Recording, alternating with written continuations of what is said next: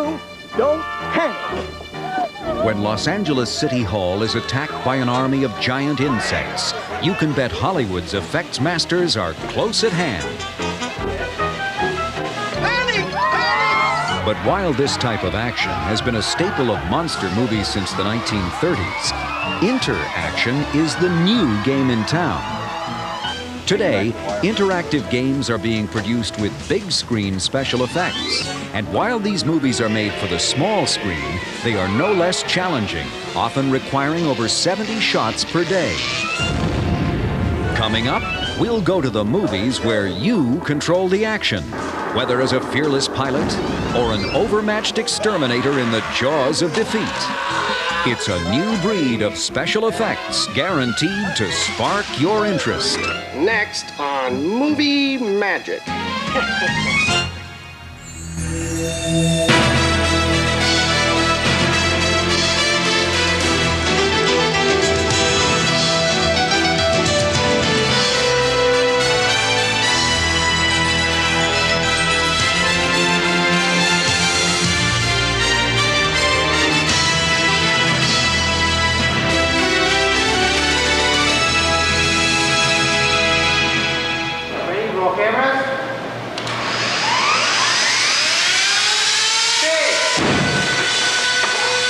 Some strange things are happening at a Burbank, California soundstage.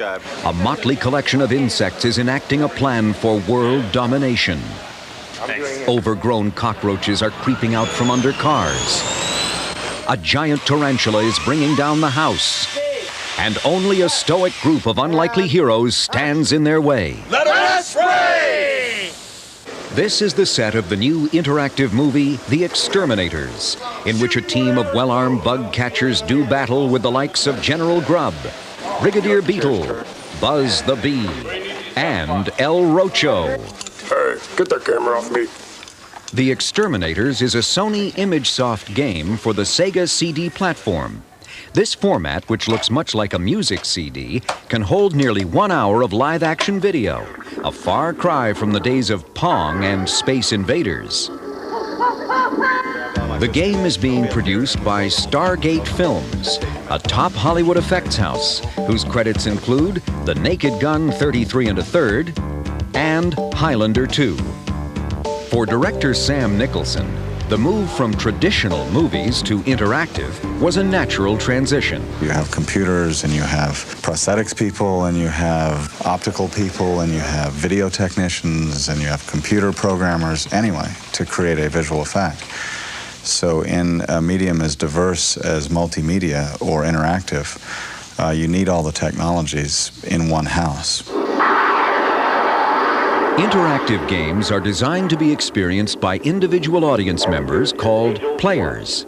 The game designers can arm the player with automatic weapons, flight controls, or both, as with LucasArts' Rebel Assault, based on the Star Wars trilogy. And may the Force be with you. Creating special effects for interactive projects presents new concerns for Nicholson. Key scenes, such as this airborne attack from Stargate's Tomcat Alley, must be shot with variations, so that options the player exercises can be represented on screen. Rather than blowing up a bridge once and saying, wasn't that great, they hit the bridge, you have to blow it up on the right, blow it up on the left, blow it up in the middle. So what we do is we create multiple bridges. For the Exterminators, the player will blow up bugs instead of bridges. Lots of bugs. 7 different species of insects are modeled and then cast in polyfoam. Each bug is hand-trimmed and painted in Stargate's model shop, then distributed to one of several production teams. Puppet mechanic Jake McKinnon creates the mechanism that animates the antennae and mandibles of the insects, which will be interacting with each other in dialogue scenes. The animation is puppeteered by cable-controlled finger levers. Radio control mechanic Paul McNamara attaches other bug shells to model cars. The resulting contraptions can race away from or after the player, depending on whether they are winning or losing the game. In the game, the player is joined by a crack team of entomological experts, the Bug Blasters. Here's your Bug Blasters. Equipped with high-tech firearms, infrared goggles, and other important insect exterminating aids, the bug blasters pursue their prey in their heavily armed Bugmobile. Constructed in 6 weeks by a team of 10 artists and fabricators, the Bugmobile supplies the players with an arsenal of missiles, cannons, and machine guns. And the missiles itself, we can get the pyro guys to actually make a small charge for the missiles. For safety reasons, scenes that require the Bugmobile to unleash its weapons will be filmed with a radio-controlled 1/28 scale miniature Bugmobile. So the player will have like a control, and he'll be able to target with the bug scope like a giant tarantula or something, and he'll be able to launch these in miniature. Yeah. Action rehearsal. Quick, let's go. Looks like we're going to have to go the rest of the way on foot. I don't like the looks of these tunnels. If they knew we was coming, they'd have tidied him up a little. One of the most treacherous scenes in the game requires the bug blasters to descend into a giant scorpion's lair. Here they will do battle with this enormous, venom-spewing freak of nature. If the player hits the scorpion on either claw, the creature becomes enraged and takes vengeance on one of the bug blasters. A giant puppeteered claw is used for scenes with the actors, but the explosive conclusion must be filmed in miniature, as it would be prohibitively expensive to build the entire scorpion full scale. We'll fill them up with a bunch of like red linguine, right? You know, the scorpion red. And then we'll just blow them all over the inside of his chamber then. Okay, great. And that'll be the result if you hit him on his stinger. Destroying the 6-foot polyfoam scorpion is a tricky endeavor. Pyrotechnician Robert Hutchins calls on his friend and mentor, explosives expert Joe Viscosal, whose explosions rocked a Florida causeway in True Lies and lit up Terminator 2's Future Wars sequence. Being that these creatures are made of foam rubber, one has to have a lot of oomph to them. You can't just put a black powder bomb inside of it and think that it'll blow it up, because it won't. To ensure that the scorpion will split apart, Viscosal lines the inside of its shell with 7.5 grain primacord. When triggered with a detonator, this volatile rope-like explosive burns at 22,000 feet per second. Primacord is very safe material. You could throw this in fire and it will only burn. But once you put this detonator on it, it sets it off, and sets it off real fast. Once the pyrotechnics are in place, the shell is filled with foam remnants to simulate internal organs, red liquid to portray blood, and the important final ingredient, linguine, doubling as bug guts. Joe prepares the creature and instructs the puppeteers to get into a safe position prior to the explosion. Once the safety checks are complete, the set is cleared and the cameras roll. The pyrotechnic team has done its job. When the player scores a hit on the scorpion in the finished game, they are rewarded with a well-deserved payoff. Next, we'll look at early forms of interactive entertainment, from the spectacle of 3D to the aroma of odorama. See, you get it? You smell it, sir? It works. Although interactive movies are very new, filmmakers have been searching for inventive ways to involve audiences for decades. I'm Vincent Price. You're invited to my party in the house on Haunted Hill. In the early 1950s, the booming growth of television reduced box office admissions dramatically. In response, a bizarre assortment of promotional gimmicks was introduced to lure the public out of their homes. I'm William Castle, and I feel obligated to warn you about the next attraction you will see at this theater. The P.T. Barnum of this era was William Castle. The flamboyant producer-director pioneered inventive gimmicks such as Emergo, which caused skeletons to fly over the audience during a scene in House on Haunted Hill. Members of the audience, including you, will actually play a part in the picture. At the start of Castle's film, The Tingler, he warned audiences that they were in as much danger as the on-screen characters, thanks to a revolutionary technique he called Percepto. Castle claimed that the only defense against the dreaded Tingler was to scream whenever the beast was near. To encourage audience participation, Castle had several seats in each theater rigged with electronic devices. Each time the tingler appeared, the devices would be triggered. Audience members would experience a low-voltage electrical shock, and screams would fill the auditorium. William Castle was really the whole reason I got into show business in the beginning. I would go to the Towson Movie Theater, which was the name of the theater near where I lived, and by the time it got there, and the tingler, only 2 seats were wired, not the whole theater. So I would go early and look under the seats and find where the buzzer was and sit there all day and get electric shocks. Following in Castle's footsteps, John Waters introduced an even more unusual interactive gimmick with his 1981 film, Polyester. Odorama will enable you, the viewer, to actually smell right from your movie seat some of life's most fragrant odors. When numbers flashed on the screen, audience members used scratch and sniff odorama cards to experience various aromas such as roses, pizza, and other less appealing fragrances. What is it? What? Let's go! It was a joke. It was another part of humor in the film that basically I was trying to include the audience in on this joke. They had smell-o-vision, they had aroma-rama, but none of it worked because they could get the smells in the theater, but they couldn't get them out. This way, I got the audience to not only have the smells in the theater, but they got to take it home with them. While Percepto and Odorama were one-time gimmicks, the 1952 introduction of 3D films proved to be more than a passing fad. I'm sure you'd all like to know something about the new entertainment miracle, Third Dimension. What it is, what it does.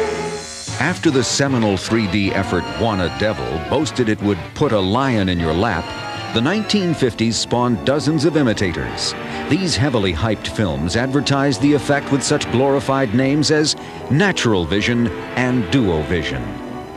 Objects actually seem to come out of the screen, so real they almost touch you, creating the most dramatic impact that the screen has ever known.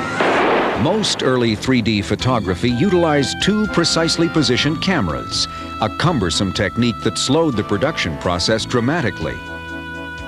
This solution was deemed inadequate by Christopher Condon, an optical technician who has spent 40 years perfecting 3D technology. I developed a method of using one camera to shoot the 2 images.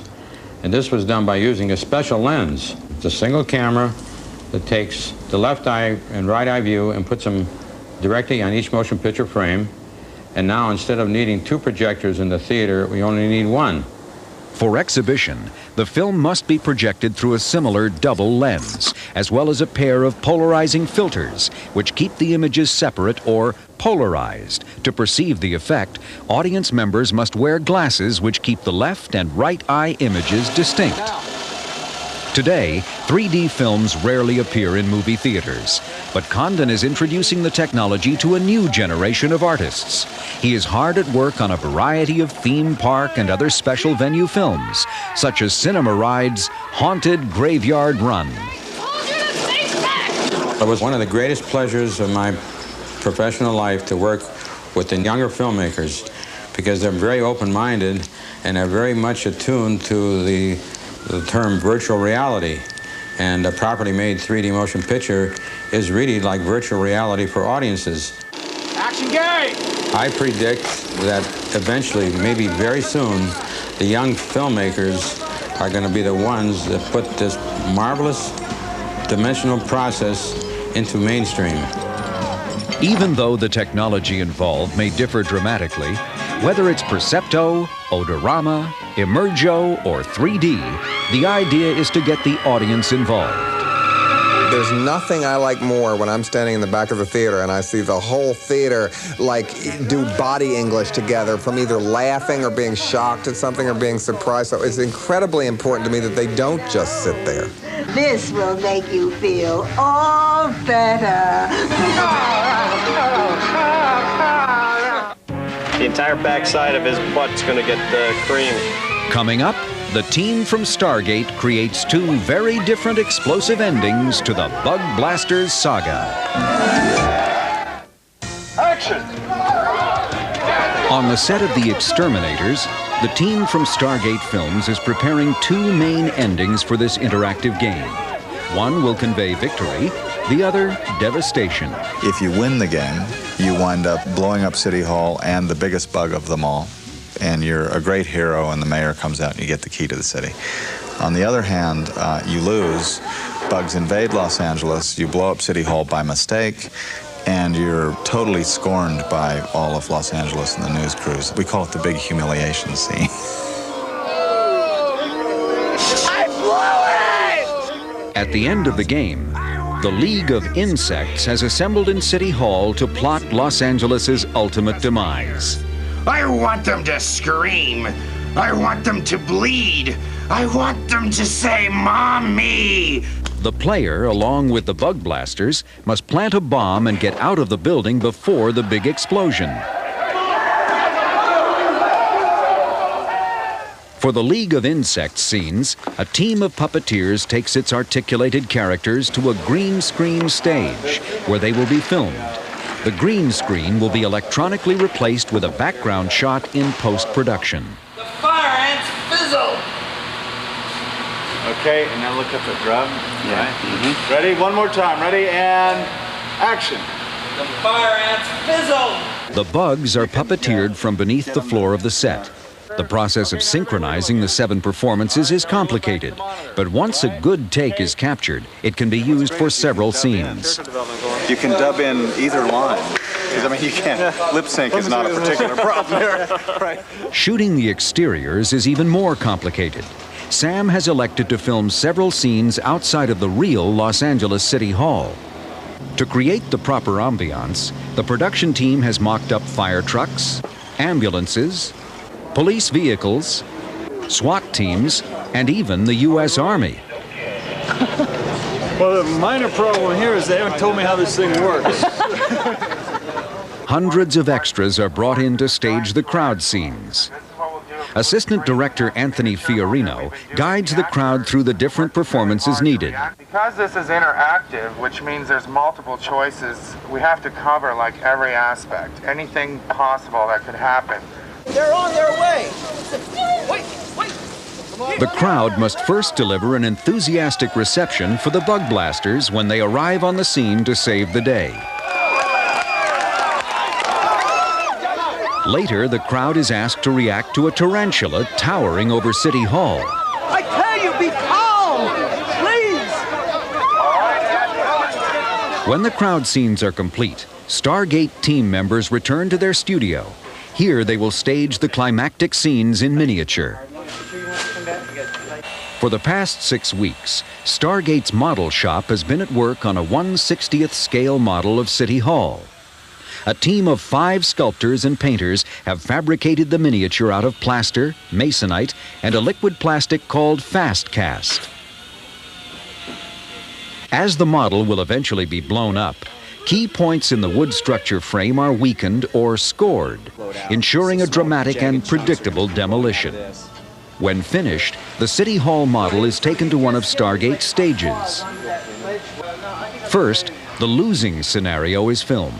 A team of puppeteers perform the scenes in which a giant tarantula emerges from behind City Hall. And you're shunted over here, right? I'm shunted. Okay, both floors. When it comes time to shoot the winning scenario, City Hall and the arachnid are turned over to Joe Viscosal and Robert Hutchins for demolition. Destroying the City Hall miniature is a precision undertaking. Primacord must be placed at the scored points inside the structure to ensure that it comes apart as desired. A proprietary blend of chemicals and compounds is added to the structure to create a spectacular but controlled fireball. When all of the preparations are complete, Viscosal clears the set. As this blast is much larger than any other done for the project, extra safety measures are added. Nobody should be going in until we say it's okay. And when it goes off, hold your ears. It's going to be loud. All right? Anything else? Let's do it. The high-speed remote cameras are tested, and smoke is added for atmospheric ambiance. Finally, everything is ready. Final!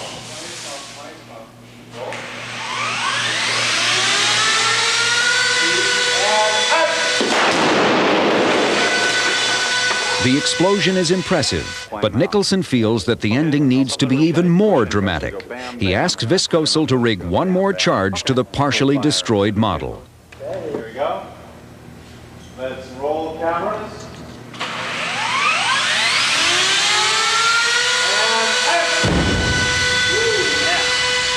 The additional blast makes the tarantula's death far more satisfying, and Nicholson knows his game has a winning ending. After kids have played this game for probably 50 to 100 hours, this is what they get to. They get to blow up City Hall, the big bug, and they win the game.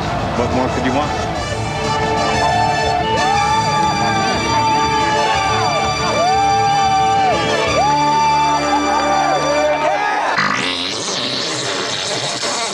When the filming is complete, composer Mars Lazar creates digitized insect noises which add to the game's comical tone. The finished game is then taken to Sony's interactive testing facility.